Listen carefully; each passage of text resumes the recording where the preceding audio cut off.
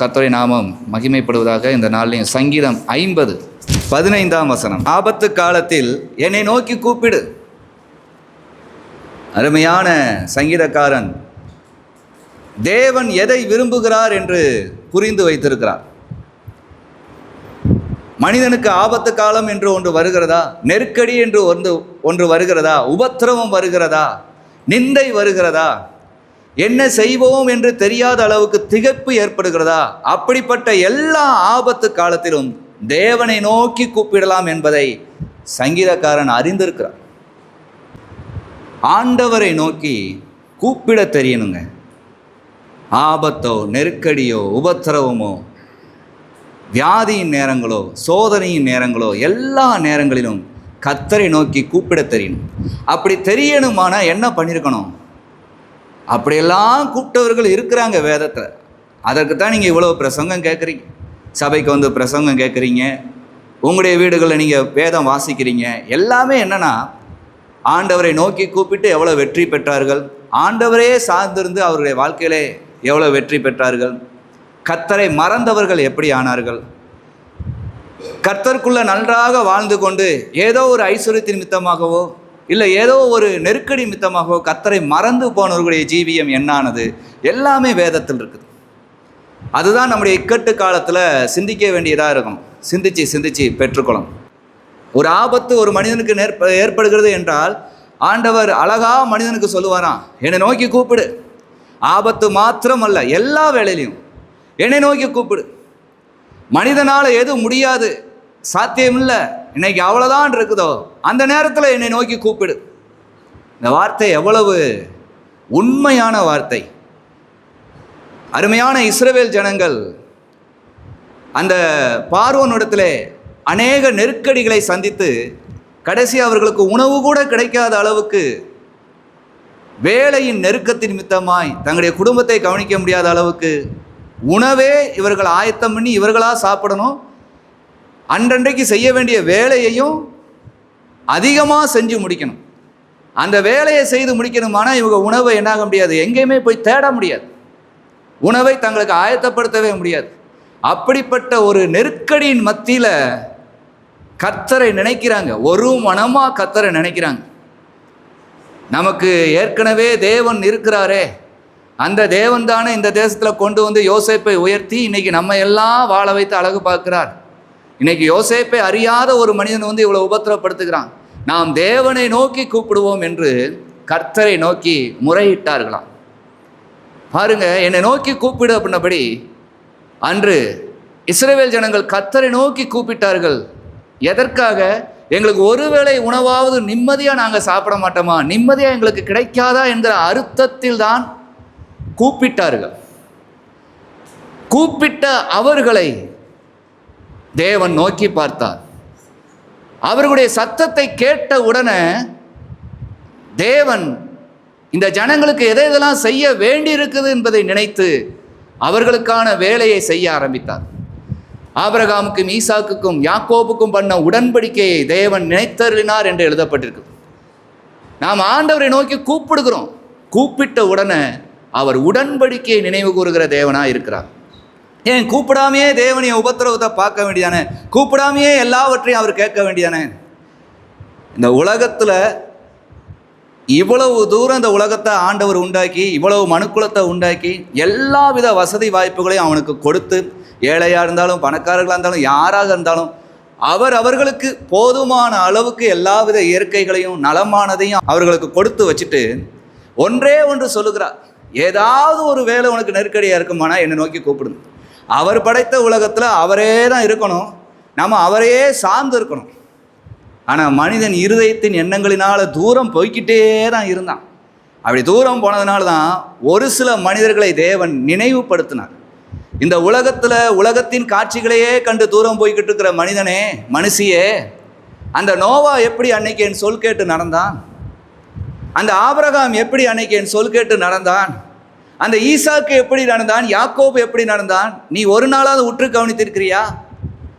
ஒரு உபத்திரம் வரும்போது என்னை நோக்கி கூப்பிடுகிற, பிறகு எல்லாம் சரியான பிறகு உன் இஷ்டத்துக்கு நீ நடக்கிற, மறுபடியும் ஏதோ ஒரு பிரச்சனை வரும்போது என்னை நோக்கி கூப்பிடுகிற. ஐஸ்வர்யம் வந்தா என்ன மறந்துடுத, சொந்தக்காரங்க வந்தா என்ன மறந்து, பல நேரங்களில் என்னை மறப்பதே உன்னுடைய வேலையாய் வைத்திருக்கிறாயே. அந்த நோவா, ஆபிரகாம், ஈசாக்கு, யாக்கோபு, யோசேப்பு, எஸ்ரா, நெகேமியா, யோபு எல்லாரும் கூப்பிட்டது உன் பரிசுத்த வேதாகமத்தில் இல்லையா? என்னை நோக்கி கூப்பிடு. தேவனுக்கு நாம் ஒன்று அறிவிக்க வேண்டியது அவசியமான ஒன்று. இந்த பூமியிலே தேவனுக்கும் மனிதனுக்கும் ஒரு பிரிவு வந்துருச்சு. இதை பிரித்தது மனுஷன்தான், மனுஷனுடைய எண்ணங்கள் தான். ஒவ்வொரு காரியமும் தேவன் பார்த்து கொண்டிருக்கிறாரே என்கிற பயம் மனிதனுக்கு போய் இந்த உலகத்தின் தன்மையிலேயே இவன் வாழ்ந்து வாழ்ந்து ஆண்டவர் இருக்கிறாரா இல்லையாங்கிற அளவுக்கு மனிதன் தன்னுடைய கையின் கிரியையிலே வாழ்ந்து வாழ்ந்து தேவனை மறந்துவிட்ட உலகம்தான் இது. இப்படிப்பட்ட உலகத்தில் தேவன் ஒரே ஒரு கட்டளையை விரும்புகிறார். என்னை நோக்கி கூப்பிடு. என்னை நோக்கி கூப்பிட வேண்டியதான் வேலை, மற்றதெல்லாம் அவர் தருவார். ஒரு முறை அவரை நோக்கி கூப்பிட்டால் அவர் உங்களுக்கான உடன்படிக்கையை நினைவு கூறுகிற தேவனாக இருக்கிறார். இஸ்ரவேல் நோக்கி கூப்பிட்டார்கள், ஒரு உணவுக்காக தேவனை நோக்கி கூப்பிட்டார்கள். தேவன் ஆபிரகாமுக்கும் ஈசாக்குக்கும் யாக்கோபுக்கும் சொன்ன வாக்குத்தத்தத்தை நினைத்து மீண்டும் மன்னமா இந்த ஜனங்களை விடுவித்து 400 வருடம் பார்வோனுடைய கையில் இருந்த ஜனங்களை மீண்டும் விடுவித்து அவர்களுக்கென்று இந்த உலகத்திலே சொந்த தேசத்தை அவர்களுக்கு கொடுத்து அவர்கள் நடாத திராட்சை தோட்டத்தின் பலனையும் அவர்கள் கட்டாத வீடுகளின் பலனையும் எல்லாவித நன்மைகளினாலும் வானத்து பனினாலும் பூமியின் கொழுமினாலும் நிரப்பி இன்றளவும் ஆசீர்வதிக்கிறார். இதற்கு ஒரே ஒரு காரணம், இஸ்ரவேலர்கள் தேவனை நோக்கி கூப்பிட்டார்கள். இன்று தேவ சமூகம் வந்துக்கிட்டும் எங்களுடைய வாழ்க்கையில் எல்லாமே இப்படித்தானே இருக்குது, ஏதோ நாங்கள் வாழ்கிறோம், ஏதோ நாங்கள் போகிறோம், ஏதோ நாங்கள் இருக்கிறோம். அப்படி இருக்கிற வேளையில் நாங்களும் கத்த தானே இருக்கிறோம் நீங்கள் நினச்சிங்கன்னா, ஒரு உடன்படிக்கை உங்களுக்கும் அவருக்கும் ஒன்று இருக்குதுங்க.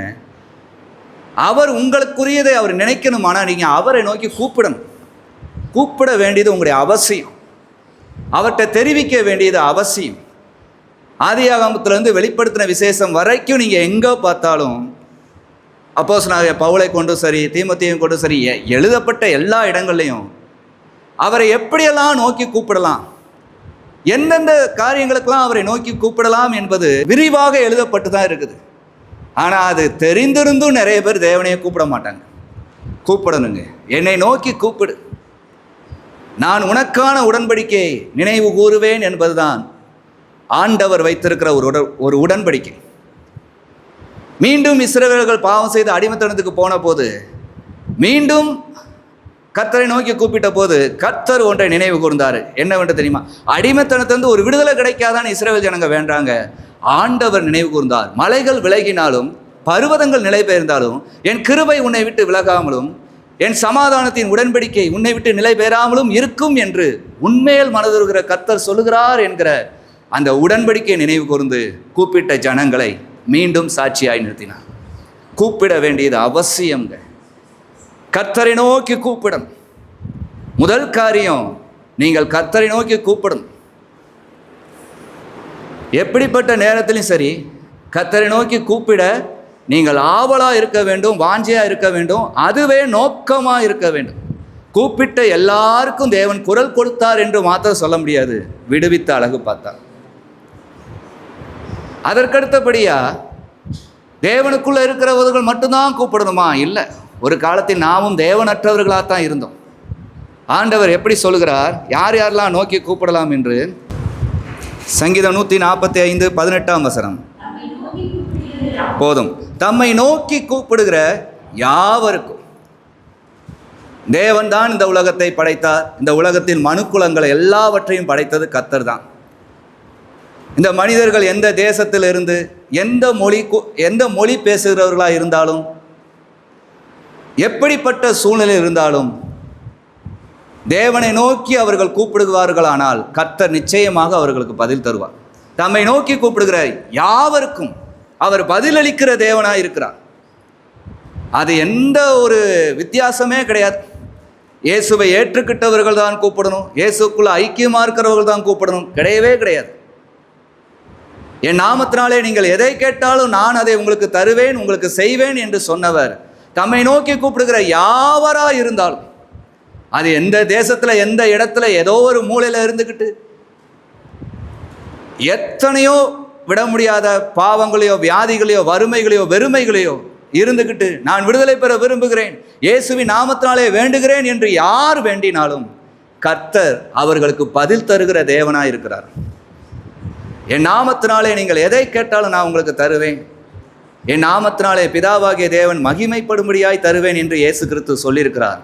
ஒரு காலத்தில் நாமும் தேவனற்றவர்களாய் இருந்தபோது, இயேசுவின் அன்பை நாம் புரிந்த காலத்தில், இயேசுவின் நாமத்தினாலே நாம் கூப்பிட்ட போது அவர் நமக்கு பதில் தந்த தேவன். அன்று நாம் தேவனுக்குள்ள கிடையாது, தேவ நாமம்னா என்னன்னு தெரியாது, அவரை மகிமைப்படுத்த தெரியாது, எதுவுமே தெரியாது. ஆனாலும் தேவன் தம்மை நோக்கி கூப்பிடுகிற யாவருக்கும் பதில் இருக்கிற தேவனாக இருந்து இன்று உட்கார்ந்து இருக்கிற உங்களுடைய எல்லா வாழ்க்கையிலும் தேவன் பதில் தந்திருக்கிறார்ல. தம்மை நோக்கி கூப்பிடுகிற யாவருக்கும் அவர் பதிலளிக்கிற தேவனாய் இருக்கிறார். வேதாகமத்திலே பார்க்கிறோம், மோவாபிய கூட்டம் என்பது கர்த்தருக்கு பிரியமில்லாத கூட்டம். ஆனால் அங்கே இருக்கிற அருமையான பெண் ரூத் கர்த்தரை நினைவு கூர்ந்தார். கர்த்தர் அவங்களுடைய சத்தத்தை கேட்டார். ஆபிரகாமுடைய வேலைக்காரன் எலெயேசர், அவன் கர்த்தரை நோக்கி வேண்டின போது கர்த்தர் அவனுக்கு பதில் கொடுத்தார். கூப்பிடுகிற யாவருக்கும் அவர் பதில் தந்தார். ஆகாருக்கு பதில் தந்தார். சீரிய தேசத்து படைத்தலைவனாகிய நாகமானுக்கு தேவன் பதில் தந்தார். அவனுடைய குஷ்டரோகம் முழுவதையும் நீக்கினார். தம்மை நோக்கி கூப்பிடுகிற யாவருக்கும் அவர் பதில் தருகிற தேவனாக இருக்கிறார். முதலாவது அவரை நோக்கி கூப்பிடணுங்கிற எண்ணம் எந்த நேரத்திலையும் உங்களுக்கு இருக்கணும். கூப்பிடணும். அவர் உங்களுக்கான உடன்படிக்கையை நினைவு கூர்ந்து உங்களை ஆசீர்வதிக்கிற தேவனாக இருப்பார். இரண்டாவதாய், நீங்கள் மாத்திரமல்ல, யார் வேணா இயேசுவின் நாமத்தை சொல்லி கர்த்தரை கூப்பிடலாம். அவர்களுக்கு அவர் பதில் தருகிற தேவனாய் இருக்கிறார். மூன்றாவதாய், சங்கீதம் 145:18 உண்மையாய் தம்மை நோக்கி கூப்பிடுகிற யாவருக்கும். உண்மையாய் கூப்பிடணும். ஏதோ அவங்க சொன்னாங்க, நான் கூட்டு பார்த்தேன், என்ன ஒன்றும் நடக்கலை, ஏதோ இப்படி நீ கூப்பிடுனாங்க, அப்படி கூப்பிட்டா கிடைக்கிறாங்க, நான் கூப்பிட்டேன் ஒன்றும் கிடைக்கல, ஏதோ அவங்க சொன்னதுக்காக நான் செஞ்சேன், அது அல்ல. உண்மையா ஆண்டவர் என்னைக்குமே அவரை நோக்கி கூப்பிடுகிறவர்கள் எப்படி இருக்க வேண்டும் என்று விரும்புவார் என்றால், எல்லாமே அவர்களை சுற்றி வறண்ட சூழ்நிலை தான், என்ன செய்யனே தெரியாத ஒரு வேலை தான். ஆனாலும் நான் கர்த்தரை நோக்கி பார்க்கிறேன், கர்த்தர் இவ்வளவாய் வேதத்தில் அதிசயத்தை செய்தவர், எனக்கும் செய்வார் என்கிற உண்மையாய் கூப்பிடும். அவர் என்றைக்குமே விரும்புகிறது இருதயத்தில் உண்மையை விரும்புகிறார். அவங்க சொன்னதுனால கூப்பிட்டோம் அப்படிங்கிறது கர்த்தருக்கு என்னைக்குமே உகந்ததாக இருக்கு. அவர்கள் எங்களுக்கு சொன்னாங்க இப்படியெல்லாம் தேவன் அதிசயத்தை செய்தார் என்று, அதை நாங்கள் இன்று உண்மையாய் விசுவாசிக்கிறோம், நம்புகிறோம். அதன்படியே தேவன் எனக்கும் செய்வார் என்று கூப்பிட்டேன், கர்த்தர் எனக்கு பதில் தந்தார் என்று தான் சொல்ல முடியும். நன்றாக எழுதப்பட்டிருக்கிறது, உண்மையாய் தம்மை நோக்கி கூப்பிடுகிற யாவருக்கும் அவர் சமீபமாக இருக்கிறார். அவரை நோக்கி கூப்பிடுறவர்களுக்கே உடன்படிக்கை நினைக்கிறார். அது யாராக இருந்தாலும் அவர்களுக்கு பதிலும் தருகிறார். அதே உண்மையாய் கூப்பிட்டா உடனே அவர்கள் சமீபத்தில் வந்து நிற்கிறார். இஸ்ரவேல் ஜனங்கள் செங்கடலை பிளந்து தேவன் அவர்களை நடத்தி கொண்டு போகிற வேளையிலே வனாந்தரத்திலே தண்ணீர் இல்லாமல் அவர்கள் தேவனை நோக்கி கூப்பிட்டார். அருமையான இன்றைக்கு அந்த பாடல்கள் அருமையாய் படிக்கிறோம். எதினால் நான் விசேஷித்தவன், தேவா நான் எதினால் விசேஷித்தவன் என்று தேவன் தெரிந்து கொண்டதால் விசேஷித்தவர்களாய் மாறினோம். அந்த பாட்டில் அருமையான ஒரு சரணம் இருக்கும். தாகம் கொண்ட தேவ ஜனம் வானம் பார்க்குது, ஆவல் கொண்ட கண்மலையும் கூட செல்லுது. தாகம் கொண்டு எங்களுக்கு தண்ணீரே இல்லையே, நாங்கள் என்ன பண்ண போகிறோம், சுற்றிலும் வனாந்தரம் தான், எல்லாம் பாலைவனமாக தான் இருக்குது, தண்ணீருக்கான ஒரு அறிகுறியை கூட பார்க்காத நிலம், பல ஆண்டுகளாக அங்கே அதுக்குரிய அறிகுறியே இல்லாமல் இருக்கிற ஒரு நிலத்தில் நடந்து போய்கிட்டு இருக்கிறோம். இப்படிப்பட்ட நிலத்தில் ஆண்டவரே உம்மை நோக்கி கூப்பிடுகிறோம். இவர்கள் அவரை நோக்கி கூப்பிடுகிறாங்க, ஆனால் ஆண்டவர் சொன்ன பாதையில் தான் அந்த ஜனங்க போய்கிட்டு இருந்தாங்க.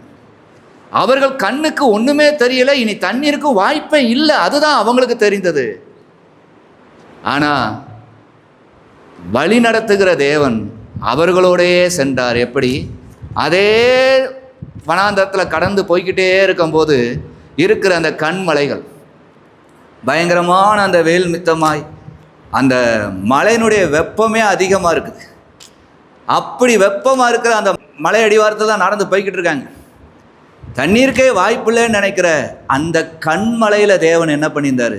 தண்ணீரை வைத்திருந்தார். ஆகவே தான் அந்த பாடல் எவ்வளோ உணர்வுள்ள பாடல். தாகம் கொண்ட தேவஜனம் வானம் பார்க்குது, ஆவல் கொண்ட கண்மலையும் கூட செல்லுது.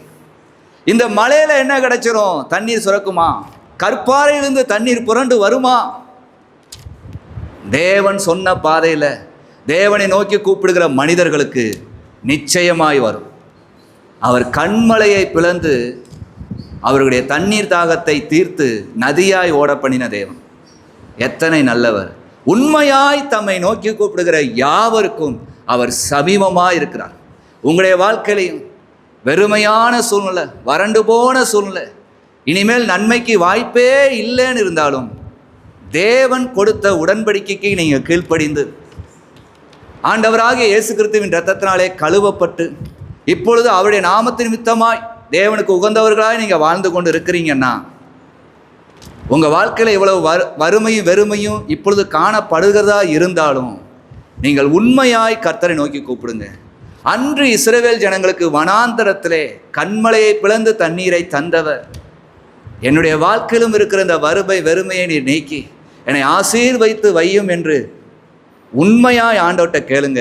அவர் உண்மையாய் கூப்பிடுகிறவர்களுக்கு சமீபமாய் இருக்கிறார். ஆகவே இந்த 3 காரியங்களை அவரை எப்படி கூப்பிட வேண்டும் என்பதிலே நீங்கள் எப்பொழுதும் இதில் நினைவாக இருப்பீர்களானால் கர்த்தர் உங்களை எந்த நிலைமையிலும் கைவிடாதபடி உங்களை நடத்தி கொண்டே தான் இருப்பார். எந்த சூழ்நிலையிலும் அவரை நோக்கி கூப்பிடுங்க. 2வதாய், நீங்கள் மாத்திரமல்ல, எந்த வேதனை எந்த சோதனை உங்கள் பிள்ளைகளோ யாராக இருந்தாலும் கர்த்தரை நோக்கி கூப்பிடும்படியா நீ கூப்பிட்டு பாரு, கர்த்தர் பதில் தருவார் என்று சொல்லுங்க, பதில் தருவார். 3வதாய், உண்மையாய் நோக்கி கூப்பிடுங்க. இந்த 3 உங்களுடைய வாழ்க்கையில் இருக்குமானால் நீங்கள் கூப்பிடும்போது உங்களுக்கான உடன்படிக்கையை கர்த்தர் நினைக்கிறவராக இருந்து ஆசீர்வதிப்பார்.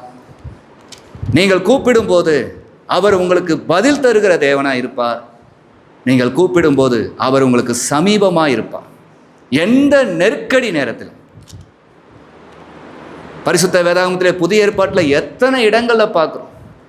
பயங்கரமான நெருக்கடிகள் மத்தியில் சீசர்கள், சிறையிருப்பின் மத்தியிலும் எத்தனையோ இரத்த சாட்சிகளாய் மரித்து போய்கொண்டிருக்கிற அந்த வேளையிலும் கர்த்தரை நோக்கி கூப்பிட்டார்கள், உண்மையாய் கூப்பிட்டார்கள்.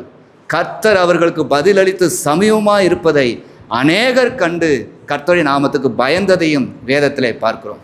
அந்த அதிசயமும் அற்புதமும் இன்றும் நடக்கும். நீங்கள் நோக்கி கூப்பிடுகிறது உண்மையாக இருக்கட்டும். கர்த்தர் தாமே உங்களை ஆசீர்வதிப்பாராக. ஆமென்.